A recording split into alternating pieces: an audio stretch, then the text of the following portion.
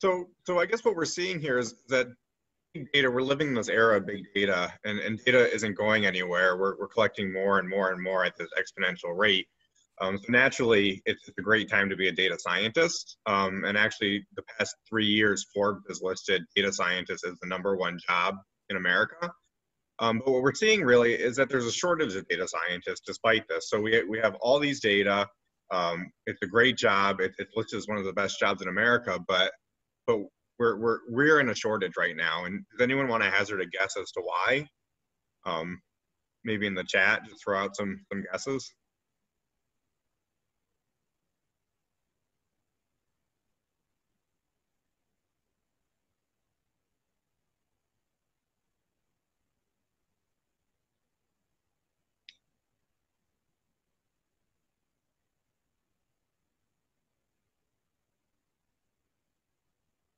Yeah, so these are all great. I don't know if everyone can see the chat box, but someone said it's a brand new field, and yeah, we can see that this has really sort of exploded in the past few years. And in fact, statistics as a field has been around for a while, but data science as a concept is really new, and these sort of buzzwords are evolving over time. And data science as a concept has only been around for the past few years. And I really do think knowledge of the field is one of the main things, and the education behind that. So there's an article that I read recently that, most public high schools don't have computer science classes. They don't have statistics classes. So really, people don't have access to this at an early age. And what I found is interesting is actually you'll all be taking online data science courses over your time here over the next month or so. Another option is through Coursera. Which is another massive online open course. And I actually have some data here on the right-hand side of the slide from Coursera from Johns Hopkins about who actually takes the Johns Hopkins provided online courses through Coursera. And really what you see is, by and large, these are white males in America who already have their masters, already have a job, and are already settled. These are the people that are taking advantage of learning data science as a field, people who are already established in their careers, already know about the field, and who already have access. And so it's pretty shocking to see this, because you would think with this online education movement that people would be able to take this and have access to it, and more people would be able to learn data science and apply these skills and land these great jobs that we're so in need of more people to have. And really, I think the issue is that just people don't know about data science, don't know about the potential, don't know about what that entails. We see data and statistics every day in the news, but I think to actually ground that and bring that down is there's a bit of a gap here that needs to be bridged. And exactly, so someone just said it's a field needs people that know how to do it, and it seems like it's advancing quicker than what we know. And I think early access to education, early access to understanding is so critical here. So I think it's great that you all are interested in data science. You're coming out of high school and are really going to be like the leaders in the field coming up, because I do think there's a big gap in the resources that we have and the knowledge that we have and where this is going to be going, because data science is only ever going to be more ingrained into everything that we do. That's sort of the access piece of it. Another thing I wanted to talk about briefly on the next slide is sort of how that looks in the rest of society. So we talk about not having knowledge of data science as individuals and sort of what that means for career prospects, but really data science sort of can help in every facet of society. And one of the things that we here at Michigan, I know my department and other departments have really come into their own about is providing data science as a social good and being able to help the community around us. So I have a question here that I wanted to pose to you all. How do you think data science can be used for social good? That's sort of my overall question for you. And then I have some other questions here to sort of think about. So what does it mean to do social good? How does access to data science affect this understanding? And what can we do to help, and how are diversity and inclusion so important here? So if anyone has any thoughts about this, I'd love to hear it. Maybe good. It may be good to have a actually talk instead of doing the group chat. This might be a longer question to type up for people. Yeah, absolutely. Yeah, if someone wants to hop on and give their opinion, I'd love to hear it. Sure, let's take the questions one at a time. So let's just take the first. How does the access to data science affect our understanding of data?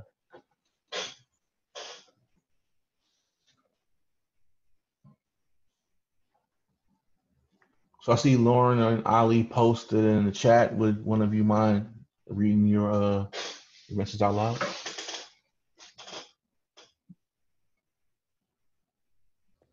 Sure. Yeah, so I wrote that it can be used to efficiently use resources, especially for communities who have a lack of them. So like there are some communities, you know, they don't know what the issue is with their use of resources, and then we could just use that data science to fix those issues or find ways to use them more efficiently. I think that's an excellent answer, and actually sort of tease the next slide a bit. That's exactly what one of the things I'll be talking about on the next slide. So I think that's a great answer. I think a lot of communities have data, they don't know what to do with it, or sometimes they don't even know that they have data to use to help with their like operational processes or some questions that they've had individually. So I absolutely agree. That's a great answer. Can I say something? Absolutely. Yeah. So I was reading Lawrence, and I was just thinking that classifying health conditions is based on the patterns. I mean, along with that, and like tracking like over time, just different changes and like, I mean, social changes or economic changes, it helps with that. So it can help like for predictability in the future with if we have problems like in the past, and we can predict them for the future. Absolutely. I wanted to also pose a similar question to number one to the crowd, just real quick. It's still in the same line. I assume you guys studied science or some English, in high school. How do you guys think your understanding of the English language would be if you hadn't had studied those? I think it would have been pretty bad, or at least not as good as it could have been. Right. And I think it's a very similar topic here. Like we're not like the data science affecting our understanding of data is it's more or less the same thing. And when you think about it from that perspective, think about how much data is being collected on you. If you aren't studying it, if you aren't aware of it, that could seriously limit your ability to operate almost in society.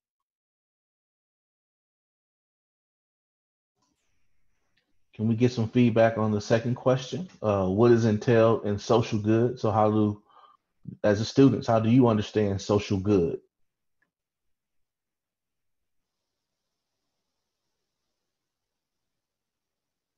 Probably to be nice to everyone, or to like listen to people and not bring them down.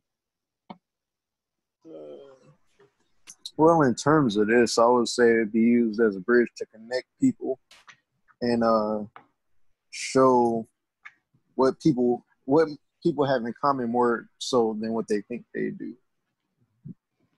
So thanks for that, Javi and Jordan. Make sure that we are, saying who we are, because our guests might not know who's speaking to them.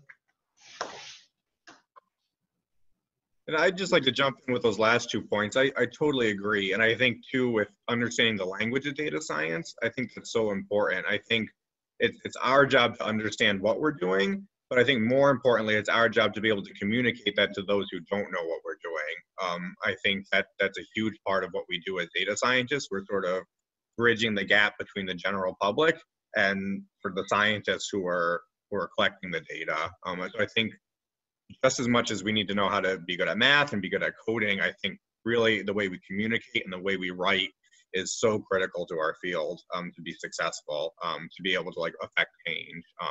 So I totally agree about connecting people, about engaging communities, about creating understanding where there wasn't before.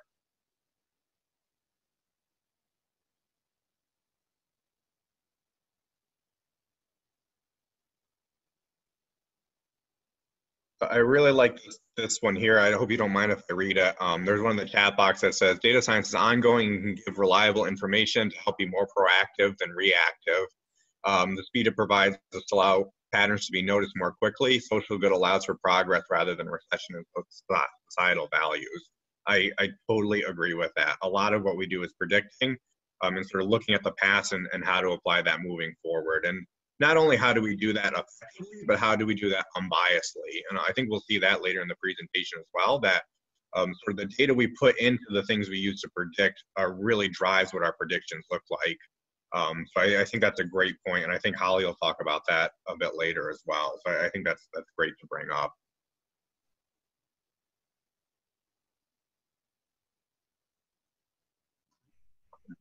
Does anyone else want to jump in? I don't want to take up too much time on this slide. I know we're getting close to time here. The time is fine. We're good. We've accommodated the schedule. Take all the time you need. I really want to hear about, why our diversity and inclusion is so important here. I think that's something that's very important for society to think about and for our students to think about.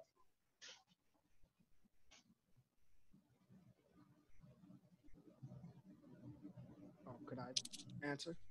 Or Absolutely.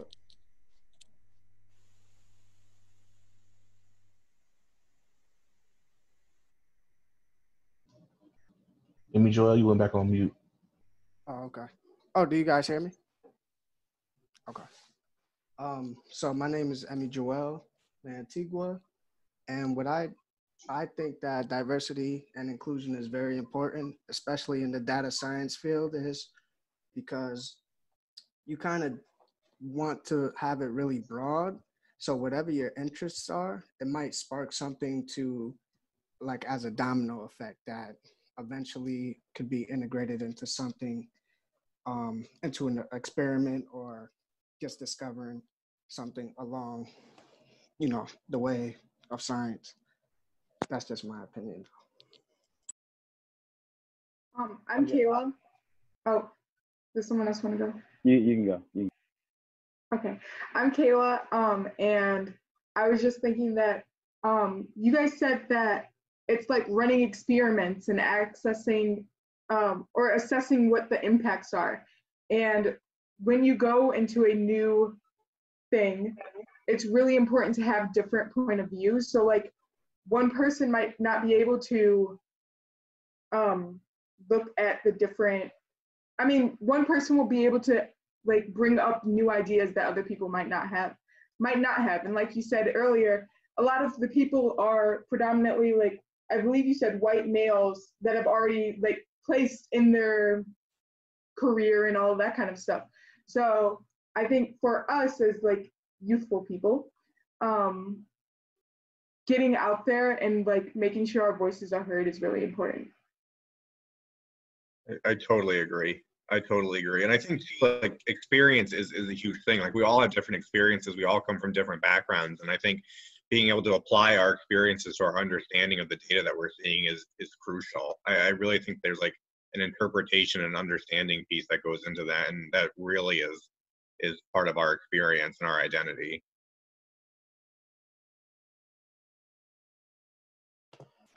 Hello, my name is Ali, and I think it's important to have diversity because you need to have a collection of perspectives, because it may be able to improve solutions or solve them more quickly with different viewpoints. Like, for example, if you're in a community and then like someone that's part of that community, they might know a variable that you don't know of, and it'll be able to help you solve the problem more quickly.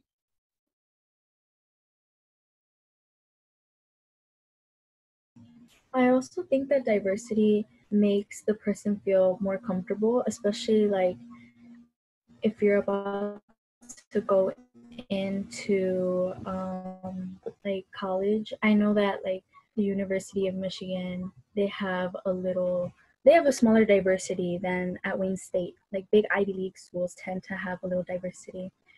But I think that it makes you feel more comfortable and like you have your own community there. My name is Jordan. It is me again. So I think diversity and inclusion are important because everybody comes from a different background. And so unfortunately, some people are at a disadvantage. We can help those at a disadvantage who can also help us in return. Because again, nobody can do anything. One man can't do anything by himself. And so thousands can't do anything by themselves. We all need each other. And that's why diversity and inclusion are so important, because it can help us get better as as a whole, as like a whole country, as a people, as a community. And that is why I think it is very important. I completely agree. I totally agree with everything you're saying. And I really definitely love. Oh, go ahead. Go ahead.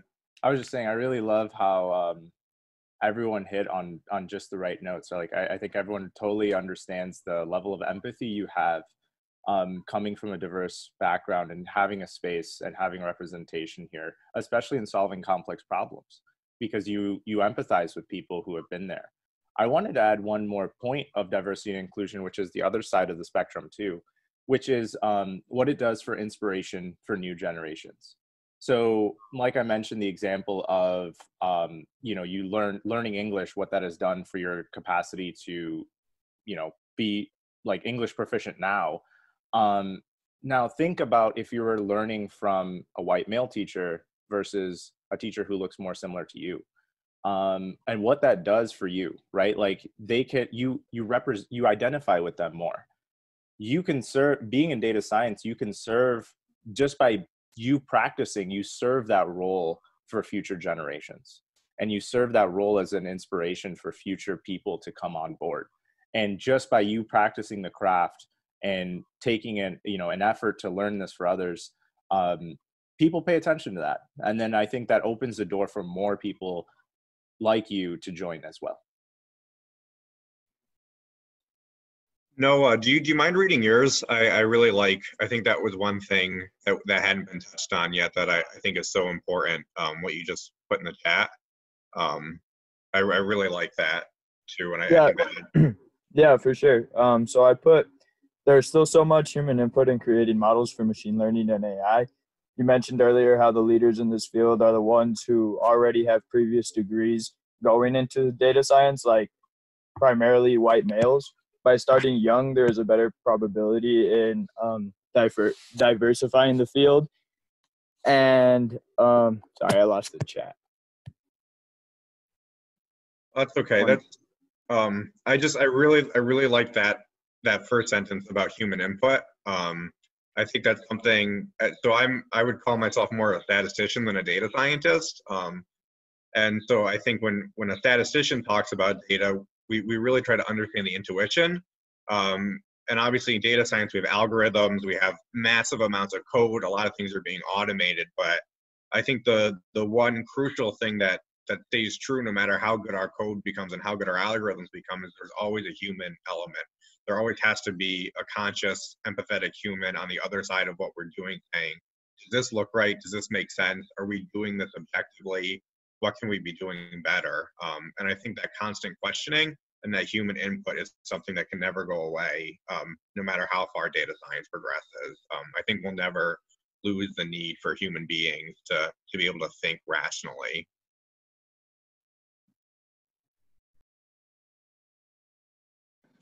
Hi, this is Lauren. I'm usually speaking a lot in meetings, but I just had to drop my brother off at work.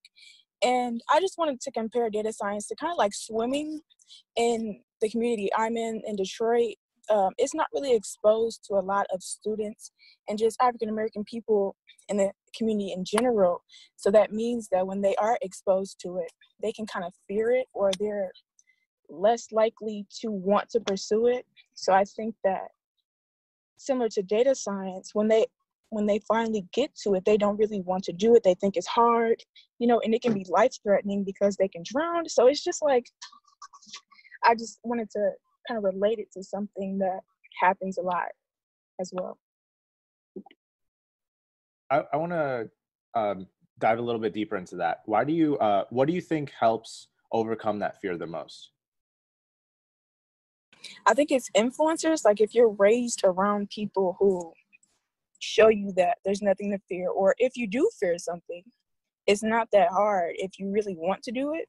So I think the main thing is what is important to the people that teach students, and then that'll kind of rub off on the students. Yeah, no, that's fantastic. I think that in itself is a great answer for why diversity and inclusion is so important, because having diverse enough leaders to influence the next generation helps alleviate a lot of those fears.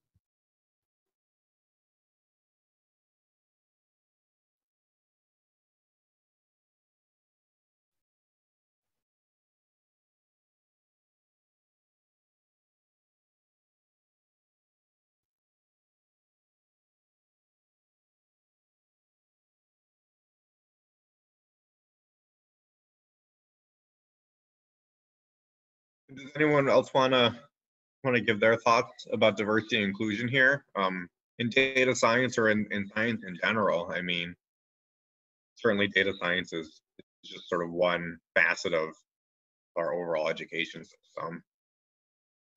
Honestly, this is Lauren again. I have a hard time differentiating between data science and all of the different types of data people on data camp. And even when I like go back and rewatch the video, it's just, they seem so similar, but they have different jobs. So can you kind of, you may have done it, but I have a slide coming up that might help with that. Okay, thank you. Yeah. Yeah, so I will say it's I think the tricky part, just to answer that briefly, is I think there's a lot of jargon in our field.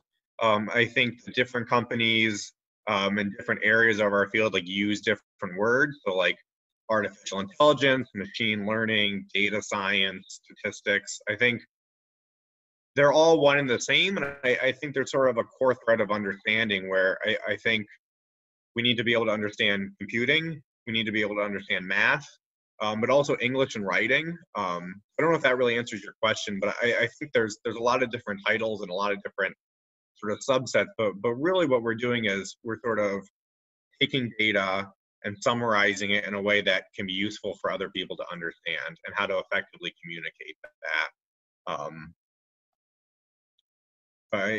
Yeah, like as Ani mentioned, we have a couple slides later on that I think will go more into what that means. At least from an industry perspective, but I think that's a fantastic response where like the skills don't really change as much. The titles come and go, and the titles will keep coming and going. By the time you guys graduate college and stuff, I'm sure the titles will be different. It's the titles are just based off of what's kind of like relevant, but the skills are forever, and I think they're always going to be needed. So could I ask something? Sure. My name's Nia. So you're saying like with data science, there's like a whole bunch of different like branches as far as like the different like types you could do. Like, so if you feel stronger in a certain field, like say like you feel stronger in English than you do something else, you can like base that whatever you're stronger in on the type of data science you like explore into. Like, Yeah, absolutely. And I think that's even true. Like, so just within like my department, I'm in biostatistics, so we really combine sort of the biological sciences with the math. And there's definitely a spectrum of people in my department. So there are people who are really gifted at just pure math, and they are the ones who are sort of coming up with new theories and coming up with new ideas, coming up with things that sort of lay a foundation for what we do. There's people who are really good in the sciences, and you know, all they want to do is work in their subject area. They want to help, you know, come up with a new method for predicting cancer, or they want to come up with the new way of like detecting genes that are associated with diseases, and so they're only coming up with new methods. And you know, there's people who are good at computing, and they're trying to think of ways of handling more data, making things go faster. There's people who are fantastic at writing, and their job is just communicating data science and being data science educators. And we definitely see that even just within my department, let alone all the departments on campus. And I don't think that's a bad thing. I think that's actually a great thing. I think we need that. I think people are so diverse in their interests and their strengths that people shouldn't shy away from data science if they feel that they're not strong in one aspect of it, because I think your strength in another aspect of it can sometimes be more beneficial in like the whole.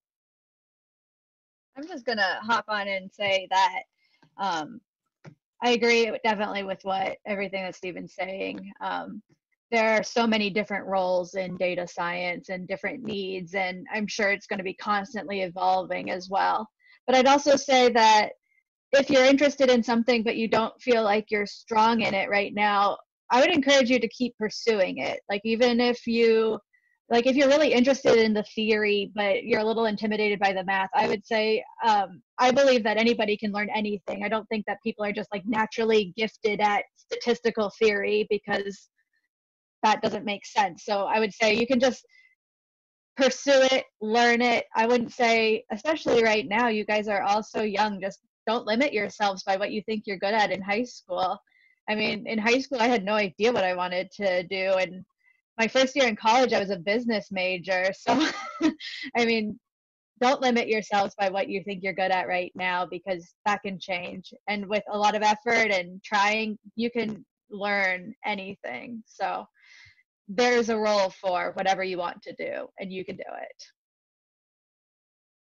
Yeah, I thank you. I'm so glad that you said that. That is so true. And I think self-talk is huge in that. I mean, I remember taking a class here that was really hard, and I thought, I don't understand any of this. I'm never going to use this.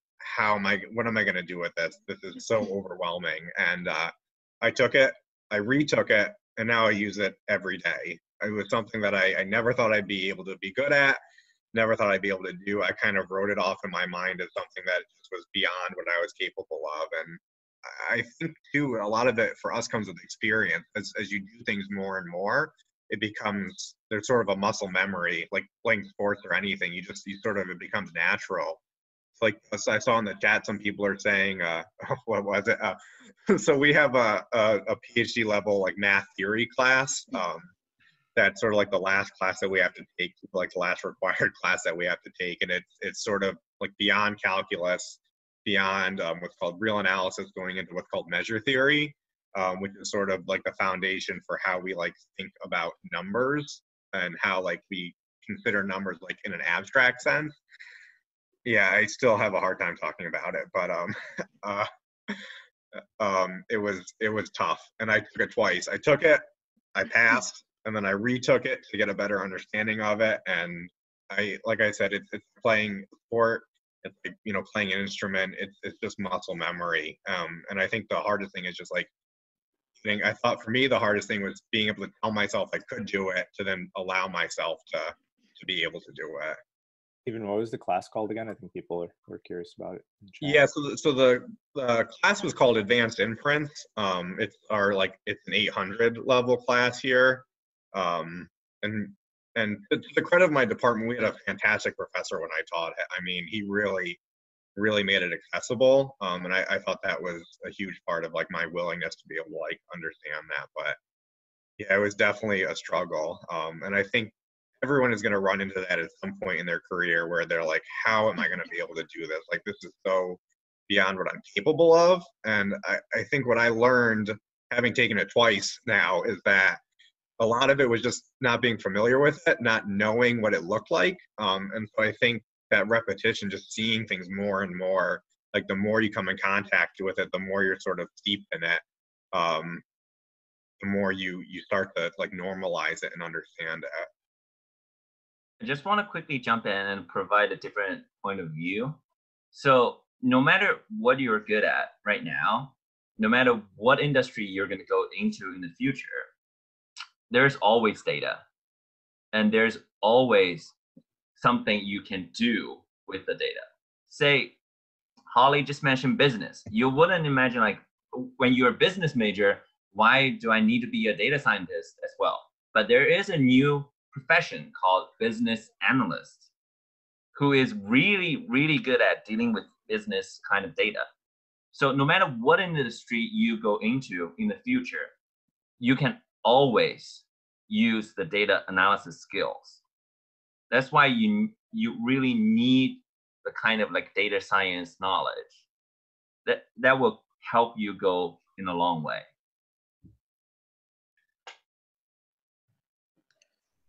Yeah, one of the nice things about data science is it's kind of frequently described as you get to play in everybody's backyard. So we are able to use the tools of data science and apply them to any field.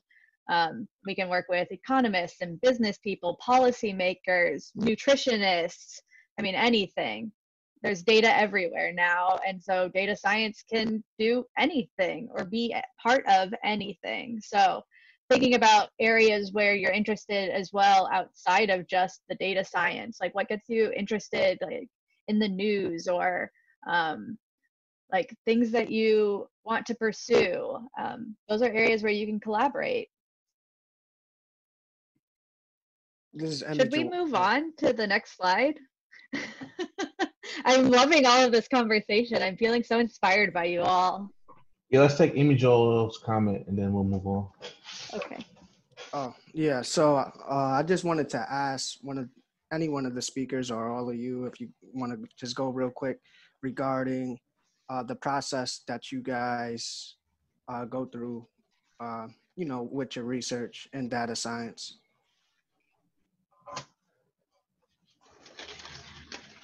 Okay, I can go first with that.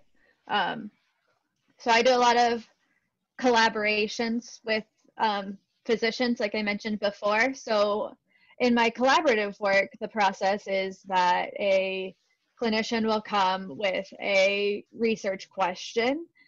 Sometimes they already have data, sometimes they don't. It really depends at what stage their study is in.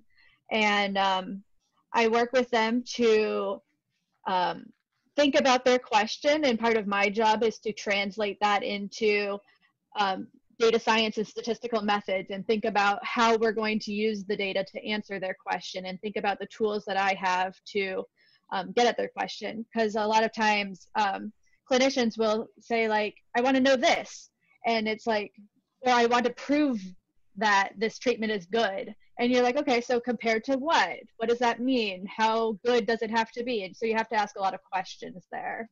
Then I'll get data from some source.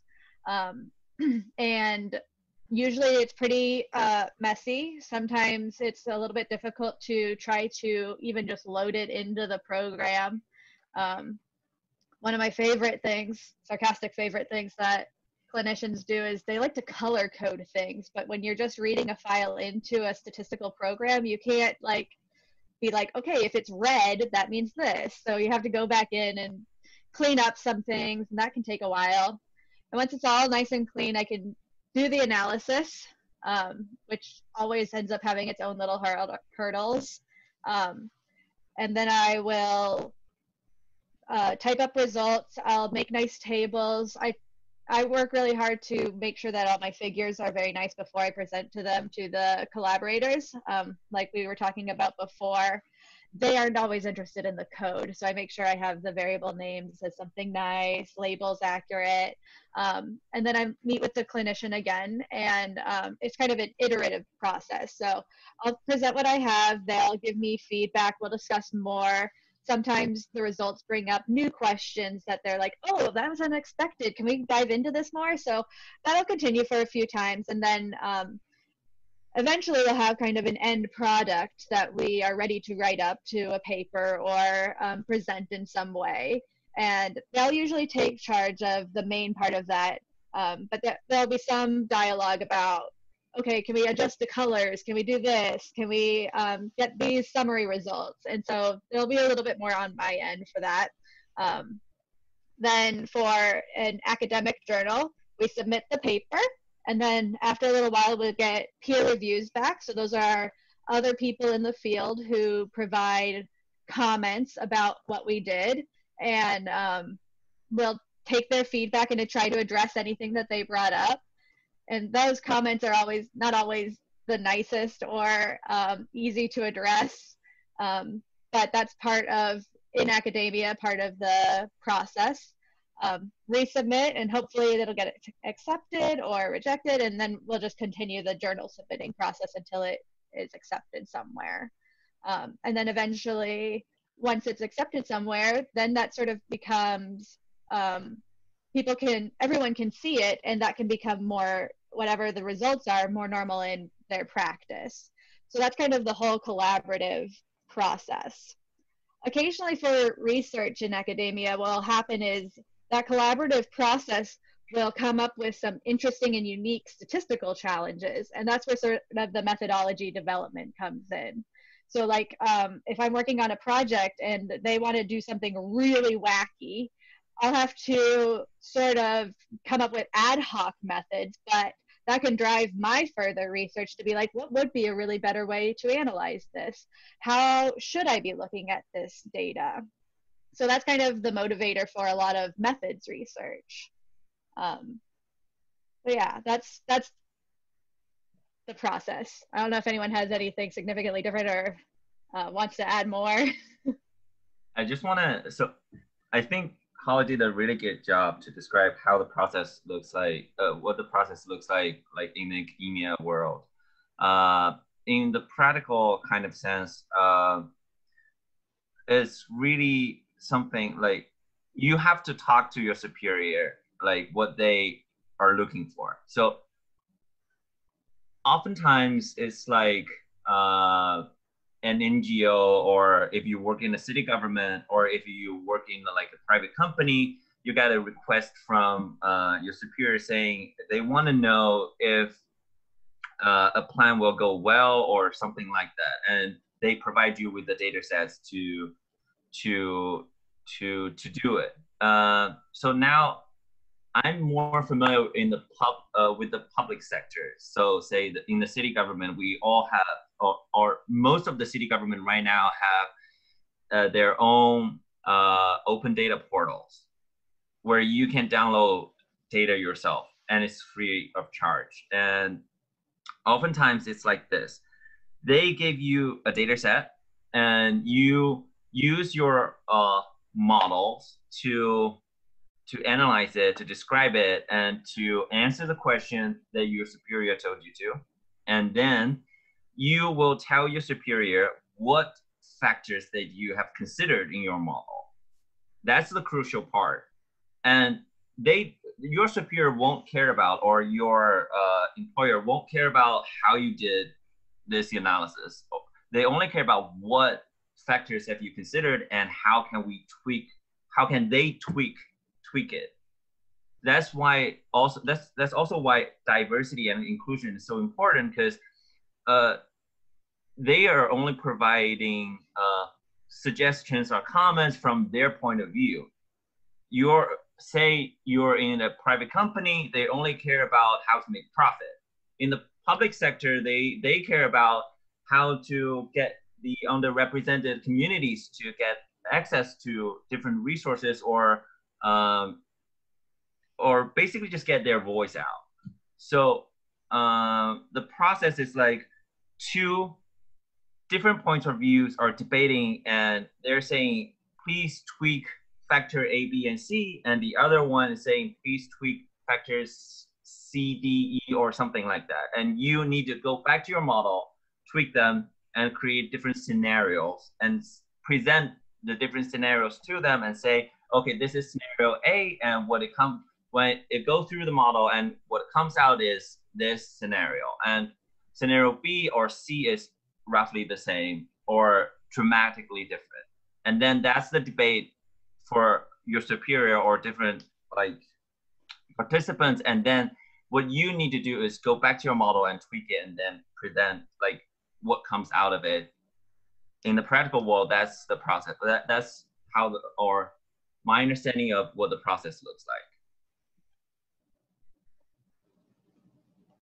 I just want to jump in. I totally agree with both responses. I'm just looking in the chat, and I see Pedro's comment about how he had the opportunity to actually do research of his own.